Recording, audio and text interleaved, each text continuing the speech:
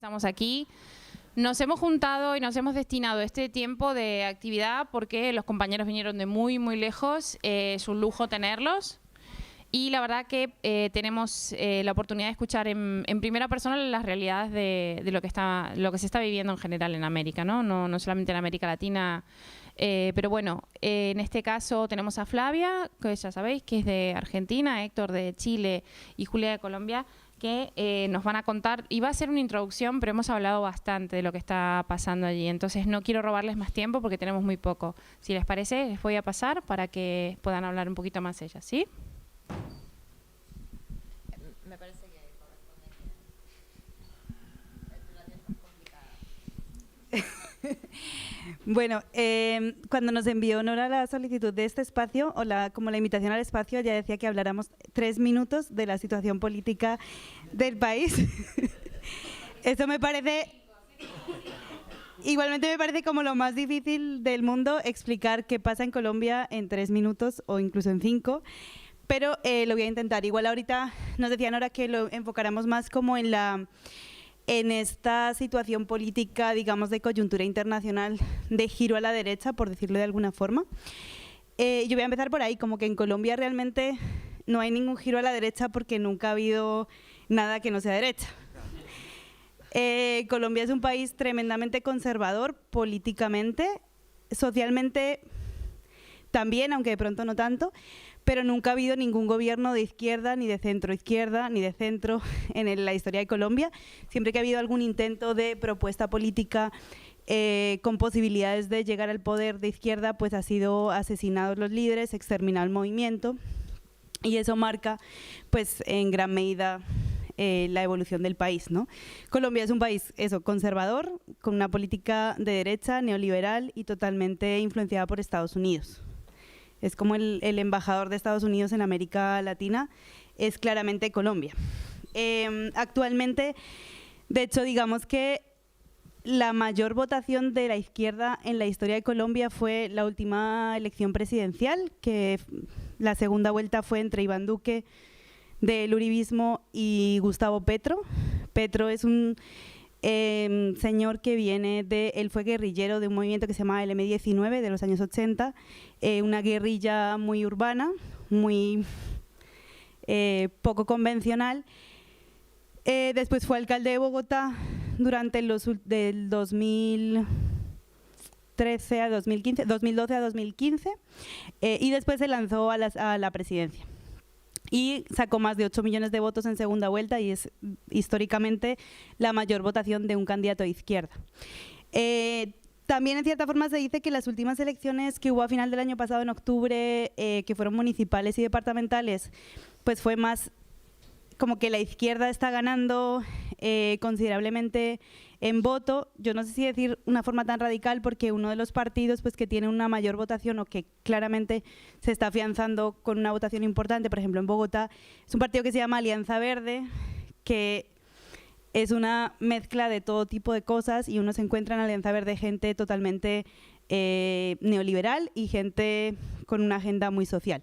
O sea, y esa es una característica de la política colombiana, y es que los partidos no marcan política. O sea, al interior de los partidos, cada candidato, cada representante tiene su propia agenda. Y eso está muy ligado con una característica histórica de la estructura social y política colombiana, y es que son las familias, los clanes, las que gobiernan y los que mantienen el poder y lo siguen manteniendo. Uno mira y quienes fueron ministros hace 50 años, el nieto de ellos es ministro ahora, ¿no? Son las mismas familias que se reproducen. Por ejemplo, hay dos de las familias más famosas, son los Char y los Gerlain. Los Char son los que controlan toda la infraestructura y todos los proyectos de infraestructura en la costa, y son los que ponen gobernadores, quitan gobernadores, ponen y quitan alcaldes y marcan políticas nacionales. Ellos están relacionados con el caso de la Púnica y las inversiones del tema del canal de Isabel II allá en Colombia. Y ahí viene como una segunda característica muy endémica, digamos, de la cultura política colombiana, que es la corrupción, que uno viniendo de España pues le parece también normal porque también hay corrupción, pero no en los mismos, o sea, no realmente como en la misma intensidad, ¿no? Como que hace parte de esa misma dinámica de los clanes políticos, lo controlan todo y hay unas cuotas absolutamente asimiladas en todo proyecto de infraestructura que corresponden precisamente pues, a esos clanes políticos. Ese es un poco como el panorama general. Yo tenía como unos apuntes así, voy a mencionar como otros temas que son importantes hoy en día como en la agenda política y quiero profundizar después en dos aspectos concretos. Entonces, digamos, la agenda política hoy en día está muy marcada también por lo ambiental. Colombia tiene una explotación de hidrocarburos y de minería considerable. En el caso de la minería hay gran parte que es ilegal o irregular. Hay una parte que son mineros artesanales que explotan, por ejemplo, minería de oro, pero digamos que no está relacionada con actividades ilegales, pero sí es legal. Y lo ambiental, la defensa del agua, el territorio, marca de manera clara la agenda política y de la movilización social hoy en día.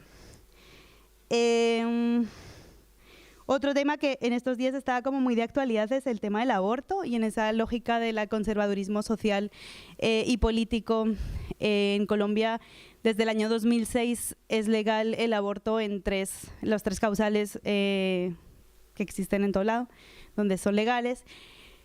No existe una ley que lo regule, sino que fue la Corte Constitucional que en base a un caso específico definió que esas tres causales eran legales porque si no, pues a las mujeres las encarcelaban y las condenaban por abortar y pidió al Senado y al Congreso, o sea, Senado y Cámara de Representantes, que legislaran sobre el aborto. Eso fue en 2006, a día de hoy no lo han hecho todavía. Y en estos días hubo un señor que puso una denuncia porque su esposa o su expareja, que estaba embarazada de 7 meses, abortó en una clínica que se llama Profamilia y entonces puso una querella, digamos, porque estaba yendo contra su derecho a la paternidad. Entonces ahora parece ser que la Corte Constitucional va a legislar de nuevo, aunque no debería legislar, pero legisla, y es posible que amplíen, cambie la ley de aborto y despenalicen todos los supuestos, hasta los 4 meses se legalice. Otro tema, respecto al, por ejemplo, tú mencionabas antes lo de las movilizaciones del año pasado, todos vimos en la televisión en Chile, en Bolivia sobre todo, que fueron fuertes. En Colombia hubo una cosa que le llamaron paro nacional, le llamaron porque fue realmente una movilización social, pero no hubo paro nacional. Pero sí fue muy significativa porque cambió mucho como los repertorios de acción habituales de las movilizaciones sociales. Fue la primera vez en la historia de Colombia que la gente salió a hacer cacerolazos a las calles, por ejemplo. Y durante unos 10 días, todas las noches había cacerolazos en las calles. Sin embargo, pues la movilización no pasó de ahí. Pero sí ha sido como un referente importante en la sociedad. Y los dos temas que quería hablar un poquito más en extenso son el asesinato de líderes y lideresas y excombatientes también y la no implementación del acuerdo final. En el noviembre de 2016 se firmó un acuerdo entre las FARC-EP y el gobierno colombiano, acuerdo de paz. Las FARC era la guerrilla más antigua de América Latina, una guerrilla marxista-leninista que nació en 1964, su arraigo era sobre todo campesino, pero fue cambiando también mucho con el tiempo. El acuerdo tenía 6 puntos que hacían referencia no solamente a la reincorporación de excombatientes, por ejemplo, sino también a reformas estructurales, sobre todo referidas con las condiciones en el campo, el acceso a tierra, la sustitución de cultivos, la transformación de condiciones estructurales en el campo y con la participación política, que son las dos causas estructurales, digamos, del conflicto armado en Colombia, la tierra y la participación política. El actual gobierno es totalmente contrario al acuerdo, hizo campaña por el no en el plebiscito que se hizo respecto al acuerdo de paz y públicamente pues, ha manifestado que había que hacer trizas el acuerdo y no cumplirlo. La política actual del gobierno es que solamente se cumple lo que tiene que ver con reincorporación individual preferiblemente y con la parte del sistema integral de verdad, justicia, reparación y no repetición, que es la parte de justicia transicional. Ahí hay 3 entidades, la Unidad de Búsqueda de Personas Dadas por Desaparecidas, la Comisión de la Verdad y la Jurisdicción Especial para la Paz, que se crearon con el acuerdo, que han venido funcionando con dificultades, de hecho les están reduciendo presupuesto considerablemente. La JEP, que es la Jurisdicción Especial para la Paz, es un espacio de justicia, o el componente específicamente de justicia, y que marca como un cambio en la justicia transicional a nivel mundial en términos de entender la justicia transicional como un proceso de justicia restaurativa y no retributiva, es decir, impartir justicia en este marco y en un proceso de paz y en un acuerdo no implica castigar a los responsables, que también, pero implica sobre todo reparar a las víctimas. Y cómo reparando a las víctimas, no de manera individual, sino de manera colectiva, podemos transformar el país y construir, digamos, las bases de una paz estable y duradera. Y lo otro respecto al asesinato de líderes y excombatientes, pues es un problema como histórico en el país. De hecho, la firma del acuerdo pues no redujo el número de asesinatos, sino que lo ha ampliado. Tenía datos, por ejemplo, de la Defensoría del Pueblo. Desde 2006 a 2019 han asesinado 555 líderes y lideresas en Colombia. A día de hoy han asesinado también a 185 excombatientes de FARC que firmaron el acuerdo. Y pues ahí se relaciona con muchas causas, ¿no? Por una parte la intolerancia social, pero también como la presencia de actores armados en los territorios, la reconfiguración, el propio Estado que a veces está detrás de esos asesinatos en muchos casos. Y ya.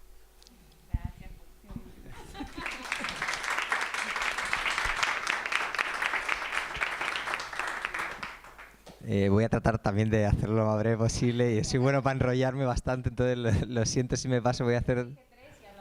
No, yo aún no he hablado, entonces bueno, vamos a hacerlo ya. En todo caso, uno de los objetivos que nos marcamos también como círculo para venir a este encuentro, que es un viaje bien largo, era precisamente por la situación de Chile, ¿no? Porque nos parecía interesante como organización, como Podemos Exterior, como Podemos, finalmente como proyecto estatal, vemos la realidad de Chile y cómo podemos ayudar a ese pueblo que hoy está sufriendo mucho. Tenemos que... Claro, la crisis de la política actual de Chile tiene unas raíces muy hondas y tiene fundamentalmente una fecha que es clave, que es el 11 de septiembre de 1973, que es el golpe de Estado que derriba a un gobierno popular, a un gobierno progresista, nacional, antiimperialista, en perspectiva al socialismo, y que instala una dictadura que Naomi Klein lo explica muy bien, ¿no? En la doctrina del shock, que instala una dictadura que no es solo reaccionaria, sino que es profundamente incluso revolucionaria, ¿no? En términos de neoliberalismo, de derribar cualquier consenso político que existía en Chile, pero que no solo son las bases económicas que instala a través del terror, sino que utiliza el terror también para instalar unas bases del neoliberalismo cultural, de un individualismo salvaje que instala en la gente, de la desconfianza en el otro, de la ruptura de cualquier lazo comunitario. Eso es lo que hace la dictadura fundamentalmente, más allá de la privatización, por supuesto, de todo lo habido y por haber. Y eso genera que frases que yo he ido escuchando también en España, pero que no calan tanto en Chile, sean básicamente el pan de cada día, ¿no? El si tú quieres, puedes. Si tú te esfuerzas, puedes llegar. Emprendedor, ¿no? Y claro, y esa es la contra. Si no has llegado, es que no te has esforzado suficiente, ¿no? Y eso genera que, por ejemplo, Rafa también lo conversaba, podríamos hablar horas del sistema de pensión chileno, pero en la práctica es, bueno, que un trabajador se pague su pensión y un empresario se pague la suya. Y por lo tanto la riqueza no es nacional, sino que es individual. No nos cuestionamos la base de esa riqueza, sino en la actualidad. Y eso genera, bueno, que las pensiones sean de 130 euros, la media, y Santiago sea igual de caro que Barcelona o Madrid. ¿Me explico? Si alguien me puede decir cómo en Barcelona o en Madrid puede vivir con 130 euros, pues es imposible. Y eso genera que la gente venda en la calle y es muy común que gente viva, o sea, trabaje hasta que se muera. Eso es muy común en Chile. ¿Cómo llegamos a esto? Hay una salida a la dictadura que finalmente es la pactada de un sector del Partido Socialista, otro sector del Partido Socialista no, pero un sector del Partido Socialista que pacta con la dictadura la transferencia del poder, pero no del poder económico, sino del poder simbólico más bien, ¿no? Tener la presidencia, y la Concertación por la Democracia gobierna durante prácticamente 20 años. Pero hay una generación que es muy interesante, que es la que tiene aproximadamente 30 años actualmente, que es la nacida posterior al plebiscito, que rompe ese consenso de la concertación, del pacto entre la dictadura y la socialdemocracia más light, que lo rompe en 2006, con lo que se conoció como la Revolución Pingüina, cuando ellos eran secundarios, que lo rompe de nuevo en 2011, siempre en esa perspectiva de seguir avanzando, cuando ellas ya eran universitarios, y hay figuras muy conocidas, Camila Vallejo, Carol Cariola, Giorgio Jackson, Gabriel Boric, que rompen ese consenso y que generan un gobierno que era de avanzada, que es la nueva mayoría, que es el segundo gobierno de Michelle Bachelet. que es un gobierno que rompe y que acaba con la Concerta y que tiene reformas interesantes. Que ahí también se ha criticado harto y a veces hay mucha incomprensión, yo encuentro, de lo que fue la nueva mayoría, pero consiguió establecer la gratuidad en la universidad. 300.000 jóvenes que estudian gratis hoy, con límites, pero lo estableció. Que estableció el aborto 3 causales, que antes era un delito abortar, ibas presa por abortar. 3 causales. Yo sé que en otros países esto suena rarísimo, debatir los 3 causales, pero en Chile se da el debate. Pensemos que en Chile hasta 2002 el divorcio no existía, hasta el 2002. ¿Me explico? Por lo tanto, un país muy marcado por una dictadura.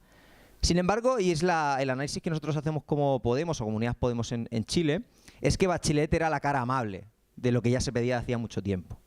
Y que el acoso y derribo a la que sometieron a Bachelet, Piñera, la derecha, el Tribunal Constitucional, incluso las Fuerzas Armadas, y que derribaron finalmente políticamente la nueva mayoría, ellos dijeron, ya hemos ganado. Hemos derribado a Bachelet, hemos llegado al gobierno, porque ganó Piñera en 2017, y por lo tanto, esta experiencia medio reformista, nada, volvimos al consenso, volvimos a la Concerta. Y la gente dijo, espérate que ahora venimos nosotros. Y un detalle menor, como fue la salida de un metro, el transporte público, desencadenó en un estallido popular, que es el que estamos metidos, pero también una reacción de la derecha, que es buscar la legitimidad que ellos siempre han tenido, en donde siempre aquellos que se la han entregado, que es en las Fuerzas Armadas. Es decir, los mismos que le entregaron la legitimidad a Pinochet en el 73 son a los mismos que recurre Piñera en 2019, que es en las Fuerzas Armadas. Y da un toque de queda, que eso, bueno, yo lo digo en lo personal, seguramente sea mi peor experiencia de vida que he tenido. Porque ver a los militares disparando en la calle, tener que encerrarte en tu casa a las 7 de la tarde y sin poder salir hasta el día siguiente, y es una experiencia que no se le recomienda a nadie. Y en este contexto de 4 meses ya, más de 4 meses de revuelta, llevamos 30 muertos oficiales, asesinados, mejor dicho, 500 mutilados, 2.000 presos políticos, 17.000 detenidos. Y esa es la situación que vivimos hoy en Chile. Este mes ha estado tranquilo, porque es agosto, es como si fuera agosto en España, para que se hagamos una idea, es vacaciones. Pero a partir del lunes volveremos. Y ahí lo que me preguntaban es, ¿y en qué quedó el acuerdo? ¿En qué quedó el...? ¿Cómo voy a ir de tiempo? Ya. ¿En qué quedó disculpa, ahí con eso termino. ¿En qué quedó el acuerdo? El 15 de noviembre, una parte de la nueva mayoría, o que era la Concerta más histórica, ¿no?, de esa socialdemocracia light, y la izquierda renovada, yo he visto ahí Jackson paseándose, pero eso es la izquierda renovada, pactaron con el gobierno una salida institucional a la situación, en los marcos que fijó la derecha, porque previo a ese acuerdo, y lo dijo y lo insinuó Piñera en cadena nacional, o esto o autogolpe. Y autogolpe era meter a los militares en el Ejecutivo. Y a un sector de la oposición le dio miedo, y le dio miedo también que la gente le superara. Que dijera, estos que estuvieron ahí tampoco hicieron nada. En los que confiamos tampoco hicieron nada. Y se llegó al acuerdo del 15 de noviembre. Pero ese acuerdo está superado por todos lados. La gente no se lo traga. No se lo traga porque la propuesta de Asamblea Constituyente y nueva Constitución, lo que significó el acuerdo es una Cámara donde se va a estudiar la nueva Constitución, pero ni siquiera disuelve el Congreso. Y por lo tanto, Piñera va a seguir gobernando, Piñera y su Congreso va a seguir legislando, mientras los otros estudian el redactado de una nueva Constitución. ¿Cuál era la salida que nosotros planteamos? Fundamentalmente, elecciones generales. Que Piñera dimitiera y hubieran elecciones a presidente, a diputado, a senador, y si hacía falta, hasta alcaldes. Pero el actual marco que ha violentado los derechos humanos, la actual administración que ha violentado los derechos humanos, no puede seguir gestionando ni un minuto más ese país, porque son auténticamente prácticas de terrorismo de Estado. Y no porque lo decimos nosotros, sino porque lo ha señalado incluso el Instituto Nacional de Derechos Humanos, que es un órgano autónomo del Estado, y que lo ha señalado la Corte Interamericana de Derechos Humanos también. ¿Y ahí qué podemos hacer? Bueno, nosotros, los extranjeros en Chile, tenemos derecho a voto. Somos 12.000 españoles que vamos a votar y vamos, como Unidas Podemos, a hacer campaña por el apruebo y la Convención Constitucional, porque a pesar de que seamos críticos, es el espacio que más nos permite avanzar hacia la nueva Constitución. Pero ¿qué podemos hacer también? Bueno, por ejemplo, que la Policía Nacional deje de asesorar a Carabineros. Porque Carabineros lo que hizo es, vamos a buscar legitimidad internacional. y llamó a todas las policías del mundo a que vinieran a Chile a hacer el paseo y a decirle, ves, nosotros no violentamos los derechos humanos. Insisto, 500 mutilados, 30 asesinados, 2.000 presos políticos, 300 mujeres violadas en comisaría. Esa es la situación. Por ejemplo, que la Policía Nacional no vaya, y ahí también lo digo, que los Mossos d'Esquadra tampoco vayan, esa es la pelea, como hizo la Gendarmería de Francia, que no fue. Así que ya tenemos tarea con eso. Insisto, sigamos con la actualidad de Chile porque en marzo se viene fuerte y nuestra propuesta es superar los límites del acuerdo y del cierre de élite que quieren hacer, que yo estoy seguro que el pueblo de Chile, que ya estalló en 2006, que estalló en 2011 y que vuelve a estallar en 2019, superará esos márgenes para reconstruir ese proyecto que se inició en 1970 con la asunción del presidente Salvador Allende. Eso.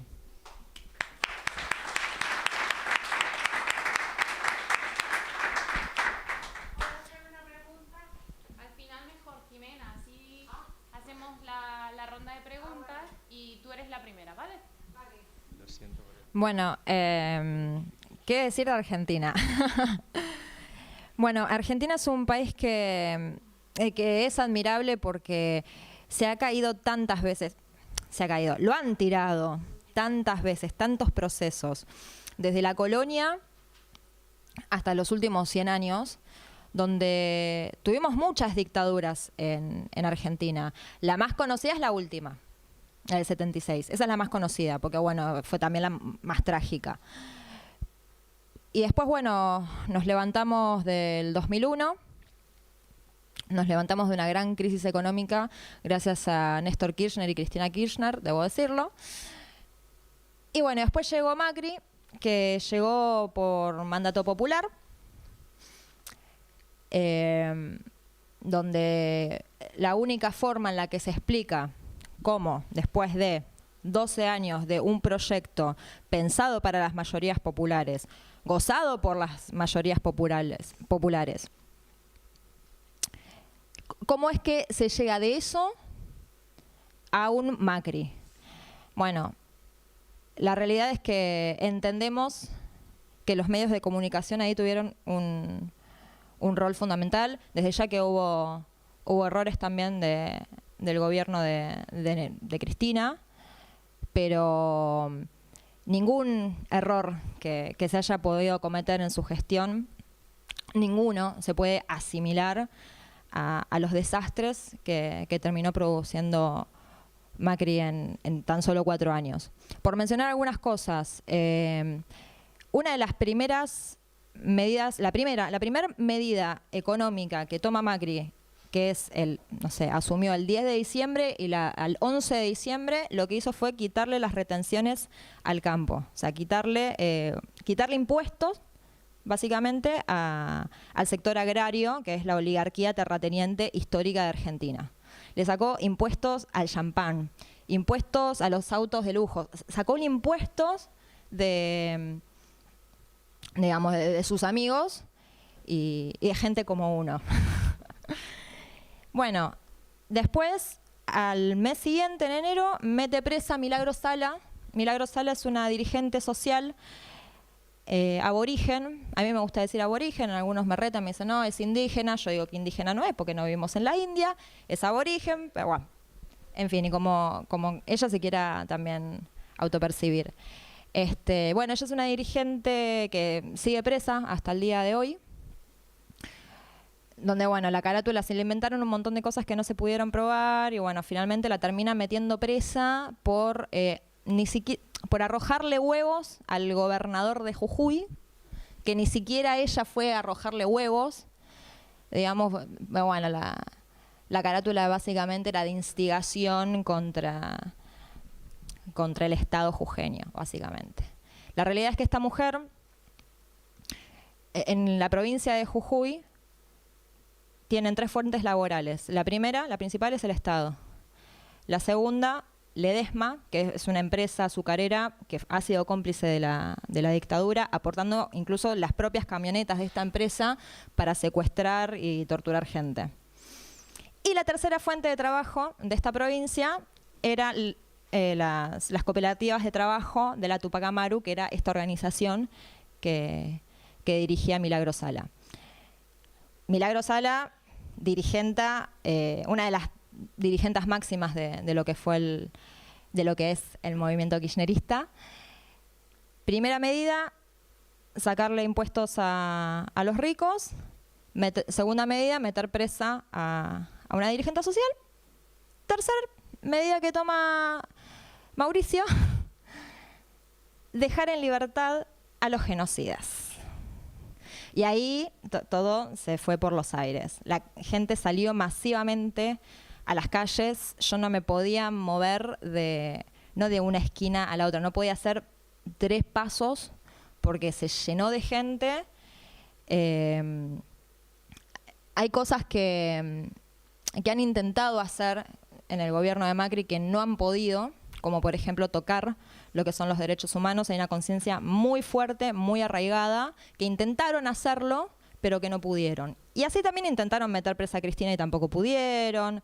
Digamos, intentaron pegar, y también con una doctrina del shock, también, porque te bajaban los salarios, te despedían, te hacían 20.000 problemas en todos lados, y bueno, alguno pasaba y alguno no. Y la realidad es que también nosotros como militantes quedábamos muy desgastados, porque era todos los días estar saliendo a la calle a reclamar, porque bueno, por los derechos humanos, porque Milagro Sala, porque esto, porque los despidos de acá, porque despidos en el Estado, porque cierran la fábrica y no le quieren pagar a los trabajadores.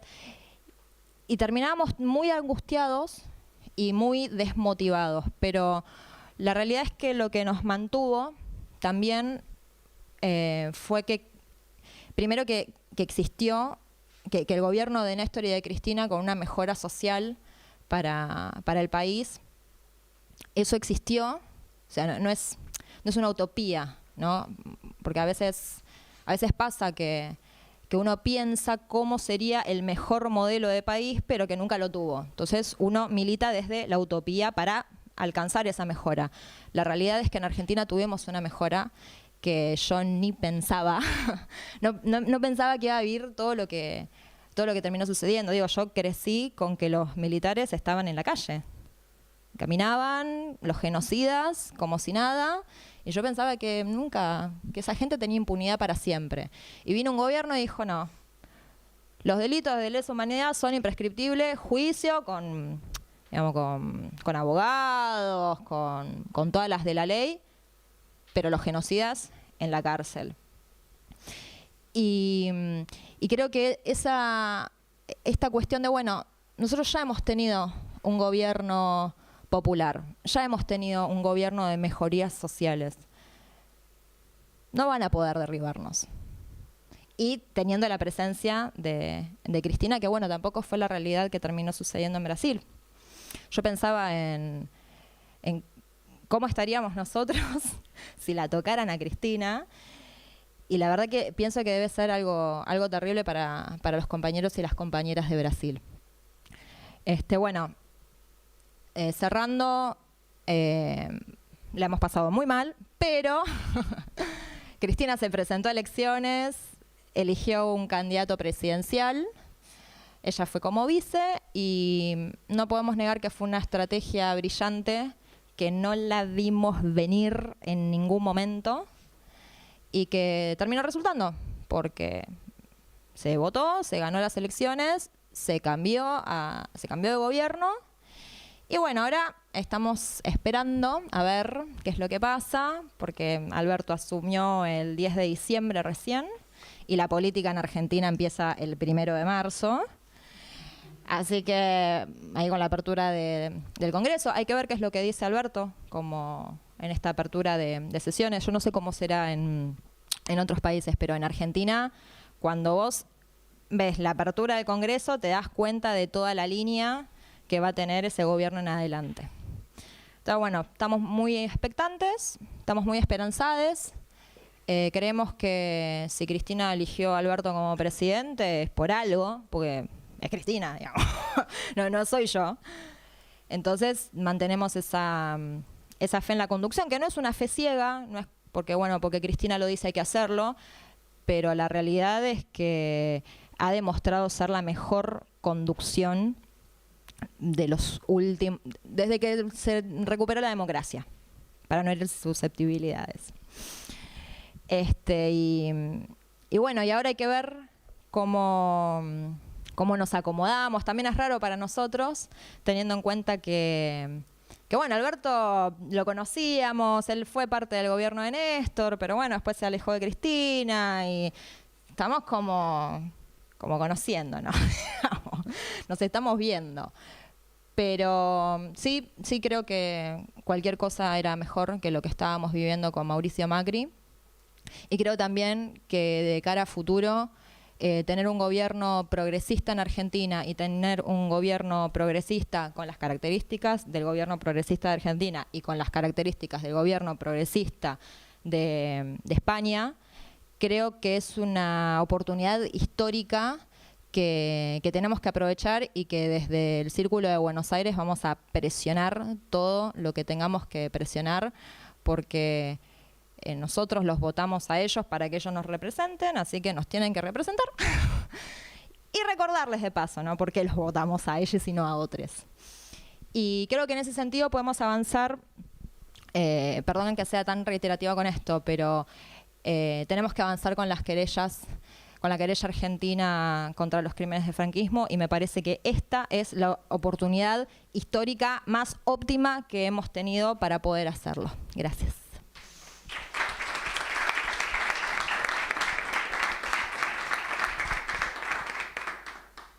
Una cosita que no dije antes es que, bueno, Idoia quería estar en esta parte, iba a estar en esta parte, pero realmente está bastante enferma. Estamos intentando que venga por lo menos mañana, a ver si mejora un poco. Lo ideal es que esté en cama, a ver si llega. No sé si Javier querrá decir algo. ¿Está todavía, Javier? Vale. Paso con Rafa, que tiene de primera mano. Bueno, a ver, rápidamente y sin alargarme demasiado, creo que se han dado 3 ejemplos. Quizás nos falta la perspectiva de la gran potencia del Cono Sur también, que es Brasil, y lo que ha supuesto ese giro y lo que supone el proyecto político de Bolsonaro.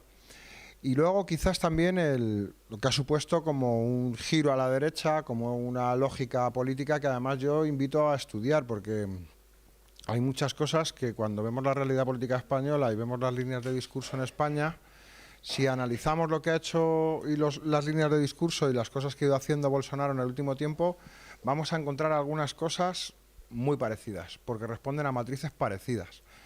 No sé con quién lo comentaba hace un rato, pero una de las cosas que me llamó mucho la atención, no sé si os acordáis del escándalo que se ha montado hace poco con Ortega Smith, porque fue a un cuartel y entonces pegó 3 tiros y se hizo un vídeo, porque el problema no fue solo que pegara 3 tiros, sino que se hizo un videoclip. Bueno, pues esa misma anécdota la tiene Bolsonaro también, y con las mismas líneas de discurso y con la misma polémica y todo, ¿no? Hay una lógica que viene de lejos y que viene a desmontar las conquistas sociales que ha habido durante todo este tiempo y las conquistas democráticas, y que toca los consensos fundamentales de lo que se articuló en torno a la Declaración Universal de los Derechos Humanos de 1948, que es el proyecto que encarnaron en los 70 las dictaduras en Chile y en Argentina como laboratorios, y que en el primer mundo tuvieron a los Estados Unidos y al Reino Unido como cabezas de puente, como cabezas avanzadas, como los modelos y los laboratorios donde desplegar ese modelo. Y creo que nos encontramos en un momento de disputa importante. Y es un momento de disputa en el que creo que en esa lógica autoritaria, en esa lógica de ola autoritaria, pues tenemos países en los que termina ganando posiciones muy conservadoras como las que han ganado en Colombia, pero al mismo tiempo se da por primera vez una gran votación de 8 millones de votos para plantear un cambio político en Colombia, que era algo desconocido desde, pues yo creo que casi desde Gaitán, ¿no? Más o menos, desde que mataron a Gaitán. Y en Chile, un país que supuestamente era una balsa de aceite donde no había ocurrido nada y donde el modelo era el modelo neoliberal exitoso que había funcionado y donde todo el mundo tenía que mirarse, y que era un ejemplo no solamente para los países de América Latina, sino que muchas veces se convirtió en un ejemplo para la propia Europa, y el propio modelo de pensiones es uno de ellos, pero no solamente el modelo de pensiones, sino más cosas. el acceso a la educación, todas esas lógicas estaban ahí como un modelo, iban informando un poco de esa tensión y cómo la victoria de Piñera supuso también esa reversión, pero que vuelve a haber esa pulsión y esa tensión con un estallido popular muy potente. Y en la Argentina con un gobierno de Macri que tiene una contestación popular muy fuerte y que al mismo tiempo se monta una amplia alianza que consigue tumbarlo. Creo que lo interesante del análisis es que hay, por una parte, un movimiento muy reaccionario, pero al mismo tiempo también hay, como contrapunto, una respuesta popular muy consistente, con mucha capacidad de creación de alternativas y con mucha capacidad de poner encima de la mesa que la democracia son derechos civiles y políticos, pero también son derechos económicos, sociales y culturales, como un elemento central, que es, al fin y al cabo, levantar como barrera la Declaración Universal de Derechos Humanos, que no deja de ser la síntesis que se hizo de lo que eran los programas políticos de los comités nacionales de la resistencia frente al fascismo durante la Segunda Guerra Mundial, ¿no? Creo que hay una lógica de construcción democrática y popular para plantear una alternativa a lo que ha sido el modelo en este tiempo, pero que vamos a jugar, no sé si habéis jugado al mus alguna vez, creo que esta vez no quieren que nos juguemos los amarracos, sino que quieren que nos juguemos el órdago, y están jugando a órdago, no en esta mano, sino en la partida entera.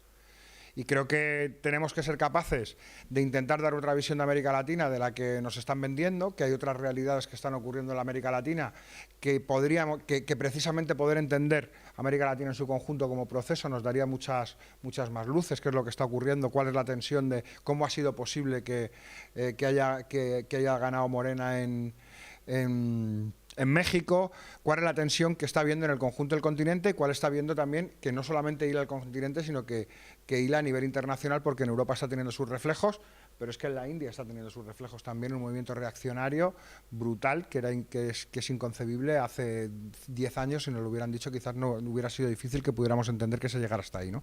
Entonces creo que hay unas claves que son fundamentales para poder abordar este proceso.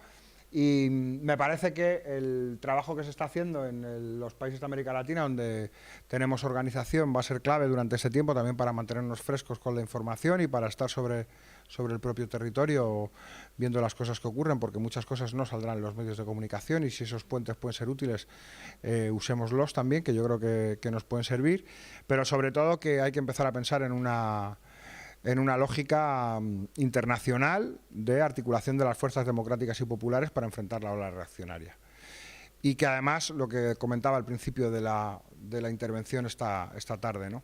La pulsión es entre profundización democrática o involución. No hay posibilidad de establecer una posición conservadora, sino que en estos momentos va por ahí. Es decir, las dos posiciones que había en Colombia era o Petro o Duque, que eran los dos planteamientos, o alguien que venía precisamente de una organización que surgió de un fraude electoral, porque el M-19 surge por el fraude electoral que le dan a la NAPO, que le roban las elecciones, y por eso surge esa organización, como una fuerza democrática, como un espacio democrático, lo que viene a plantear Petro, o Duque, que representa lo más reaccionario de la derecha colombiana. Y los campos que se están delimitando en Chile vuelven a plantear también esas lógicas de polarización. Y en la propia alianza que se establece en Argentina han participado sectores que nunca habían participado en una alianza tan amplia. Es decir, la amplitud de la alianza democrática, de la alianza democrática y popular que se articula en Argentina nunca había sido tan amplia para poder enfrentar a Macri. Y hay algo que no hay que olvidar: se esperaba ganar por mucho más. Y se ha ganado por mucho, pero no es lo mismo que en las PASO, donde parecía que iba a ser un paseo y al final un paseo no ha sido, y siguen estando ahí, y los gorilas siguen estando ahí. Entonces creo que esa pulsión no es para tenerle miedo, porque la articulación del miedo como herramienta política es la herramienta política de las fuerzas reaccionarias. Nosotros solo podemos construir en las lógicas de articular esperanza, pero también significa que tenemos que ser conscientes de que nos estamos enfrentando a un enemigo grande. Lo interesante de este asunto, bueno, pues porque también en el corazón de la bestia pues están dando también unas tensiones enormes, donde hoy la única alternativa viable a Trump se llama Bernie Sanders, y se vuelve a articular sobre lo mismo, sobre la articulación de los derechos de las mayorías sociales como alternativa política, y es la única forma, y sobre la autonomía con respecto a las élites económicas. Es decir, empieza a plantear, se empieza a situar en el campo de lo político la necesidad de que las mayorías sociales tengan opciones políticas que son autónomas del poder económico. Y eso es lo que representa Bernie Sanders frente a Bloomberg, por ejemplo, dentro de lo que es la interna de los demócratas.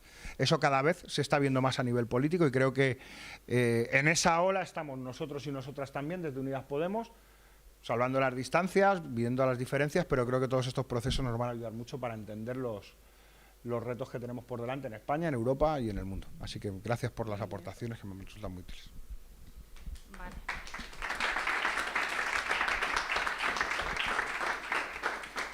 Si os parece, hacemos una ronda de preguntas, ¿vale? Empezando por Jimena, que hizo la pregunta antes de Chile. ¿Querías preguntar al compañero? ¿Qué cosa? ¿Te acuerdas que querías preguntarle al compañero? Sí. Bueno, Héctor, tú que vienes llegando de allá con noticias tan frescas, lo que yo te quería preguntar era el tema del plebiscito, de la consulta que se va a hacer sobre la Asamblea Constituyente. ¿Tú crees que esto, si se lleva a efecto y llega a un buen puerto, dará un resultado, hará mella en el gobierno o no? Y el otro tema también que quería preguntarte, tú hablaste de la concertación. Para mí la gente de la concertación, los políticos de la concertación han sido los grandes traidores, porque se vendieron por unas cuantas monedas a Pinochet. Y tú dices que no, o sea, algo, no te entendí bien ese tema, pero bueno, me lo aclaras después. Para mí te digo que han sido unos grandes traidores, ya que yo fui activista en el tiempo en la campaña por el no. Bueno. Sí. ¿Respondemos? ¿Te ves capaz en 2-3 minutinos? Vale. Espero en todo caso. Empiezo por lo que comentaba de la concerta. A mí en general en política no me gusta utilizar términos como traidores o como... A mí personalmente, lo respeto, pero no, personalmente no me gusta. Yo creo que la concerta respondió a sus intereses de clase finalmente. O sea, la concerta era un sector que es cierto que venía de procesos de resistencia a la dictadura, pero bueno, que eran, como dicen en Chile, cuiquitos. ¿Me explico? Eran pijitos. Es decir, no era gente que simplemente buscaba una negociación donde pudieran repartirse la torta. ¿Eso es ser traidor? Yo no lo sé. Si me preguntas, bueno, podría ser, pero yo no le tengo ninguna fe a la concerta, quiero decir. Pero bueno, jugaron sus cartas, finalmente. Y es respetable desde mi punto de vista, y claro, ¿cuál es el sistema del plebiscito? Ahí hay una frase que es esa de la historia se repite como farsa. Bueno, pues hicieron un plebiscito que es el del 88. La gente tiene una esperanza realmente de democratizar el país, o eso es lo que yo he podido estudiar y conocer de primera mano con gente que vivió esa época, y finalmente fue lo que fue, una frustración colectiva. Después, la negociación, la gestión de la concerta del neoliberalismo y de la profundización del neoliberalismo. Tengo la impresión que el plebiscito puede ser eso de nuevo. Puede ser eso. De gente que aspira a una nueva constitución para una redistribución y una democratización en términos políticos y económicos del país, pero que hay un sector de esa izquierda renovada que tampoco quiere perder sus privilegios, que vivían muy bien siendo la pata izquierda del régimen de la concerta. Tengo mi impresión. Entonces, ¿puede hacer tambalear al gobierno? Bueno, dependerá de la fuerza que tenga el movimiento popular para hacer correr el cerco. Si el movimiento popular no está, y por eso en marzo nos jugamos mucho, si el movimiento popular no está en marzo, pues Piñera gana porque se mantiene el gobierno y los sectores de la nueva izquierda pues muy felices porque jugarán a ser la pata izquierda y a ver cuándo les toca gestionar el neoliberalismo chileno. Pero si el movimiento popular tiene la fuerza suficiente para, primero, ganar el plebiscito, porque ya es ganar con la Convención Constitucional, ganar por un porcentaje muy elevado, que eso también va a estar muy disputado, y luego en la Convención Constitucional levantar candidatos que surjan de las organizaciones sociales y políticas y puedan plantear superar esos acuerdos que instaló la derecha con esa nueva izquierda, pues podremos avanzar más. Y ahí tambalearemos el modelo neoliberal, insisto, que no es solo económico en Chile, sino que también, sobre todo, es cultural, ¿no? Y creo que el estallido popular lo que ha generado es la rearticulación de nuevo esos lazos. Falta conducción, lo comentamos con la compañera esta mañana. Yo creo que igual los argentinos tenéis mucho la lógica de conducción y a veces a uno cuesta leer Argentina y a los argentinos os cuesta leer un poco fuera, porque es como, bueno, ¿dónde está el referente? Pero creo que en Chile no se da, yo creo que es un error, personalmente creo que siempre es positivo tener una conducción, pero sí han aparecido esos cabildos, asambleas autoconvocadas que están empezando a tejer más allá de cuáles son nuestras propuestas, sino a tejer cooperativas, a tejer asociaciones, a tejer centros culturales. Y eso es una experiencia muy interesante del proceso actual chileno. Gracias. ¿Queréis preguntar algo más por ahí? Vale. Y el compañero y ahora vengo, ¿vale?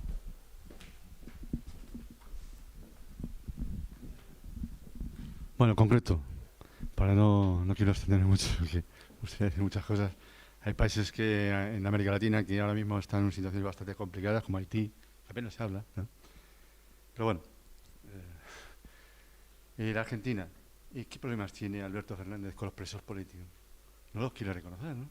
Que no lo has mencionado. ¿Puedes decir algo?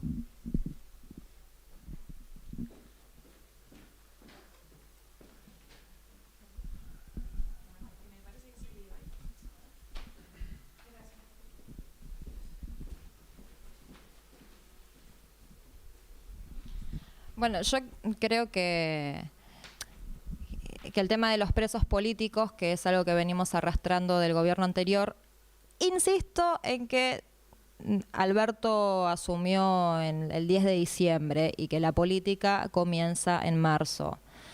Pero bueno, hay una cuestión que tiene que ver con la República, que tiene que ver con una cuestión de división de poderes, que él... digamos, está la cuestión política y está la cuestión judicial. O sea, no... Hay que esperar. Y entendemos que tiene que salir bien, porque si no van a empezar los problemas. Pero hay que esperar.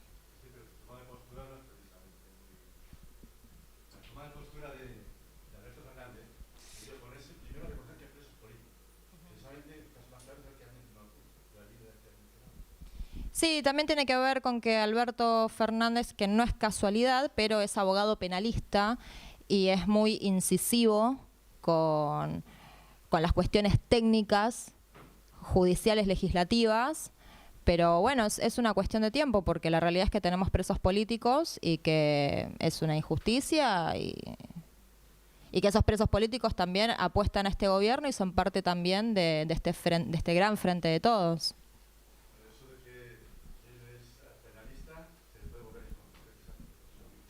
Yo confío entiendo que es pegarse un tiro en las patas, ¿no? Y que tampoco creo que él se beneficie de eso, y creo que él es consciente de eso mucho más que cualquiera de nosotros. Vale. La última, porque veo que algunos ya se tienen que ir, ¿sí? Entonces la última, Carlos. Primero quisiera saber, voy a decir una cosa y quisiera saber si alguien sabe de eso que me contradice. Existe un mapa en el mundo que se llama Rumsfeld-Zebrowski. Es un mapa del mundo que presentaron, Rumsfeld es un político, Zebrowski era un almirante de marina en Estados Unidos, que presentaron en una academia militar en los años 70, 80, no estoy muy seguro, un mapa del mundo que era para controlar el mundo, era lo que hacían, era un think tank americano que lo había construido. Y se ve una zona que empieza en toda la América, pero del lado Pacífico, sobre todo, sube por los Bahamas, por el centro de América, atraviesa el Atlántico, va por África del Norte, llega a las zonas actuales, y esos para ellos eran zonas no que había que destruirlas, había que impedir todo papel democrático, todo Estado que controlara eso, porque para ellos era una zona de materias primas. Lo podéis ver en internet, probablemente, si tenéis un smartphone ahí, lo podéis ver. Es el mapa Zebrowski, o Rumsfeld-Zebrowski, en ese sentido. Y ese era el plano de Estados Unidos. Y yo creo que habláis mucho de política, pero en realidad la dirigen desde arriba. O sea, yo quisiera saber si alguien ha oído hablar de eso, para que me contradice, o... ¿Lo estás apuntando?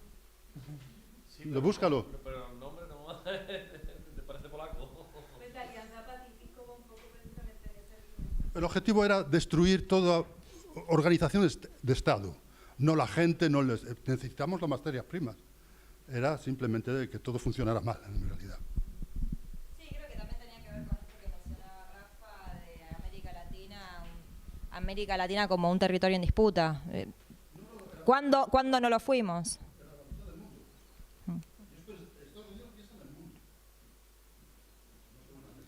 Bueno, piensa en el mundo porque también creo que pueden, ¿no? Digamos, nosotros desde Argentina siempre vivimos y aprendimos a sobrevivir siempre con una pata arriba en la cabeza. Cuando no es Estados Unidos, es Rusia, cuando no es Europa, o sea, nosotros, digamos, nos gustaría pensar, y creo que eso es lo positivo del kirchnerismo, de empezar a pensar un proyecto propio desde América Latina para América Latina, no que sea un programa que venga dirigido de afuera. De nosotros les vamos a enseñar a ustedes cómo tienen que vivir o cómo tiene que ser su ideología política. Por eso también en Argentina hay como mucha rispidez con lo que es la izquierda. Hay muchas izquierdas en Argentina y piensan muy distintas todas. Pero bueno, no sé si vos querías hablar de la Alianza del Pacífico. No, que la Alianza Pacífico es un poco en ese sentido. Y ahora, por ejemplo, en el caso de Colombia, el Pacífico colombiano es una zona muy selvática, muy de ríos, donde no hay infraestructura, donde no hay nada. Además es zona de población afro, sobre todo gente que fue esclava, que se fugó y fue poblando toda esa área de ahí. Y ahora lo que están haciendo es tratar de crear una serie de puertos precisamente en el Pacífico, por encima de todos los ecosistemas y todo, y hacer toda una infraestructura hacia el Pacífico precisamente en términos comerciales y de extracción de recursos naturales, que toda esa zona es muy minera sobre todo, y extracción de toda esa minería hacia el Pacífico precisamente, igual que es Colombia, pues en el resto de países de esa zona. Una cosa que sí sobre internacional, y además aprovecho de verdad para invitaros a que nos deis vuestras posiciones, vuestras ideas, etcétera. Y sí, luego es que antes se me olvidó comentar que sí que es cierto que hablamos mucho de América Latina, pero bueno, es que son innegables los lazos que tenemos, históricos y políticos y de todo, pero sí que desde internacional pues también tratamos las relaciones con Rusia, ahora con China, la ruta de la seda, qué posición tenemos, y es un debate político que tenemos que tener, cómo podemos, cómo nos situamos, queremos entrar en la ruta de la seda, vamos a defender la entrada de España ahí, decimos que no por los derechos laborales, intentamos jugar con una perspectiva teórica desde la geopolítica o solamente desde los derechos humanos. ¿Cómo lo hacemos? Está en construcción y eso sí que lo hacemos. Y luego ya por último, que no tiene que ver con esto, mañana en el tema del Brexit con el Círculo de Londres de Reino Unido, no sé si hay más de alguno de Londres, la idea era comentaros un poco que cómo lo habíamos estado trabajando, el dossier y el trabajo que se ha hecho, pero que la idea también es que sea muy de que nos digáis cómo vamos a trabajar eso ahora. Además, a partir de ahora va a ser aquí en el Parlamento Europeo e Idoia es la que lleva el dossier y es la que está tratando este tema aquí. Todo lo que nos digáis, que podamos decirlo en el propio Parlamento, es bienvenido y estoy segura de que el acto de mañana va a ser también para recoger trabajo, mucho contenido, vamos. Terminar invitándoos eso, que por favor mañana seáis puntuales, porque a las 10 de la mañana la idea es empezar con lo mismo que tenemos ahora. Hacemos un círculo, nos acompañan los compañeros que nos dan esa perspectiva de cómo se está viviendo el tema del Brexit allí, básicamente. O sea, la idea es que nos contéis un poco cómo lo estáis viviendo y que la compañera que lleva el tema os pueda dar toda la información que necesitéis, ¿sí? Así que nada, ahora... Sí. Sí. Aquí mismo, pero por favor estáis puntuales porque si Idoia puede venir, también tiene muy poquito tiempo, tiene que coger un avión, entonces por favor, sed puntuales, ¿sí? Nos vemos en la puerta, recordad que está la comida para llevarse, ¿sí? Las cajas, entonces por favor no sigáis de largo.